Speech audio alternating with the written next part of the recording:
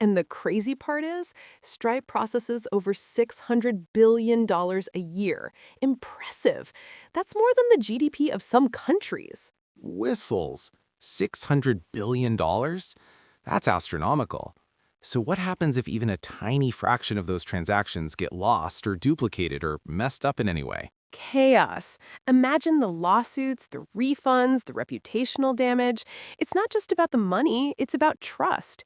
If Stripe loses your money or charges you twice, you're not going to use them again. Businesses would flee. Exactly. And it's not just the big, obvious failures. Even small inconsistencies like incorrect tax calculations or delayed payouts can erode that trust over time. Think about a small business owner relying on those Stripe payouts to pay their own bills. Any delay could be devastating. Right. So, how do they do it? How do they move that much money around the world 24/7 without a single major screw up? That's what we're diving into today. Stripe's secrets for bulletproof payment processing. I'm ready because bulletproof is a strong word. I want to know exactly what they're doing under the hood to earn that title. Are we talking about just clever code or is there more to it? It's a lot more. It starts with their architecture, a distributed, microservices-based system designed for fault tolerance from the ground up. Think of it like this. Instead of one giant monolithic payment processor, they have hundreds of smaller services, each responsible for a specific task. Okay, microservices. We've heard that before. But how does that architecture specifically prevent data loss or duplication? Doesn't that just create more points of failure? That's the genius of it. Each microservice is designed to be stateless and idempotent. Stateless means that it doesn't store any persistent data itself. It relies on a central database. Idempotent means that if you send the same request multiple times, it only executes once. Idempotent, like a function that always returns the same result given the same input, no matter how many times you call it. Can you give me a concrete example of how that works in practice with a payment? Sure. Let's say a customer clicks Pay on a website. The website sends a request to Stripe to charge the customer's credit card. Stripe's payment service receives the request and assigns it a unique ID. It then checks the database to see if a payment with that ID already exists. If it does, it simply returns the result of the previous payment, even if the website sends the request again. If it doesn't, it processes the payment and stores the result in the database associated with that unique ID. So even if the website accidentally sends the payment request twice, due to, say, a network timeout, Stripe will only charge the customer once. That makes sense. But what about the database itself? Isn't that a single point of failure? Excellent question. Stripe uses a distributed database spread across multiple availability zones. They use techniques like replication and sharding to ensure that the data is always available, even if one of the zones goes down. Think of it like Netflix having multiple copies of their movies stored in different data centers. If one data center has a power outage, you can still watch your favorite show. Okay, so redundancy at both the microservice level and the database level. That's a good start. But what about data corruption? How do they ensure that the data in the database is actually correct? That's where things like checksums and data validation come in. Every piece of data that's stored in the database is accompanied by a checksum, which is a mathematical value that can be used to verify its integrity. If the checksum doesn't match the data, it means that the data has been corrupted, and Stripe can automatically restore it from a backup.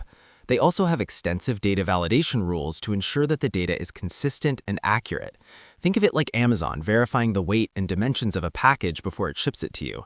They want to make sure that you're actually getting what you ordered. So checksums are like a digital fingerprint for the data. If the fingerprint doesn't match, something's wrong. Okay, I follow. But all this sounds expensive. Redundancy, validation, distributed databases. How do they keep costs under control while maintaining this level of reliability? That's the art of the trade-off. They optimize for reliability first, and then they optimize for cost. They use techniques like auto-scaling to automatically adjust the number of servers they're running based on demand. They also use things like spot instances on AWS to get discounts on compute resources. Spot instances are like buying airline tickets last minute when they're trying to fill empty seats. You get a discount, but you might not always get what you want. So Stripe is willing to take that risk to save money? Exactly. And they can do that because their system is designed to be fault-tolerant. If a spot instance is terminated, the microservice running on that instance can simply be restarted on another instance. Okay, so they're constantly balancing cost and reliability. What about fraud prevention? That seems like a huge area of potential loss. Absolutely. Fraud is a constant battle. Stripe uses a combination of machine learning and rule-based systems to detect and prevent fraudulent transactions.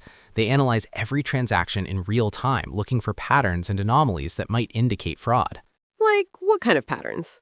Things like unusually large transactions, transactions from suspicious locations, or transactions that are inconsistent with the customer's past behavior. For example, if someone suddenly tries to buy $1,000 worth of gift cards from a country they've never visited before, that's a red flag. Makes sense. So it's not just about preventing errors in the payment processing itself, but about preventing fraudulent payments from ever being processed in the first place. How often are these models retrained? Is there active human involvement? Both. The models are continuously retrained with new data to adapt to the evolving tactics of fraudsters, and they have a team of fraud analysts who manually review suspicious transactions and fine-tune the models. It's a constant cat-and-mouse game. Think about how Google updates its search algorithms constantly to combat spam and SEO manipulation. It's the same principle. Okay, so we've covered architecture, data integrity, and fraud prevention. What's the thing that most engineers get wrong when trying to build a similar system? Here's where it gets interesting. Most engineers focus on the happy path, what happens when everything goes right.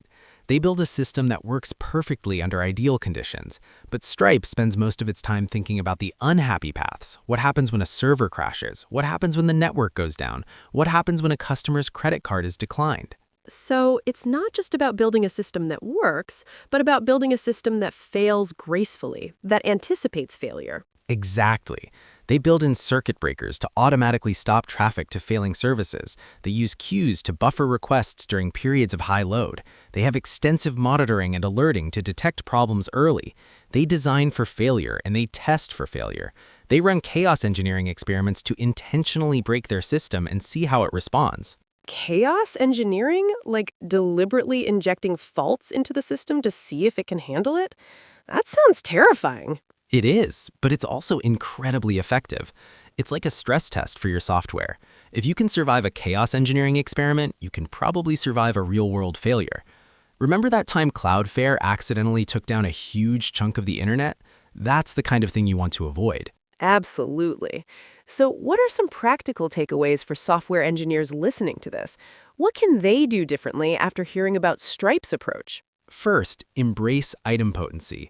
Design your APIs and services to be idempotent so that they can be safely retried without causing unintended side effects. It's like having an undo button for every operation. Okay, idempotency is key. What else? Second, think about your error handling. Don't just log errors and move on. Implement proper error handling and retry mechanisms. Use circuit breakers to prevent cascading failures, and make sure you have comprehensive monitoring and alerting so you can detect problems early. Think of it like the warning lights on your car dashboard. You don't want to ignore them until your engine blows up. Good analogy. And finally? Third, and this is the hardest one, practice chaos engineering. Start small by injecting simple faults into your system. Gradually increase the complexity of your experiments as you become more comfortable. It's like learning to swim by jumping into the deep end. It's scary, but it's also the best way to learn. So, idempotency, robust error handling, and a healthy dose of chaos. That's a pretty solid foundation for building a reliable system. Exactly. Remember, hope is not a strategy. Plan for failure, test for failure, and you'll be well on your way to building a system that can handle anything. I like that. Hope is not a strategy. That's going on a post-it note above my monitor.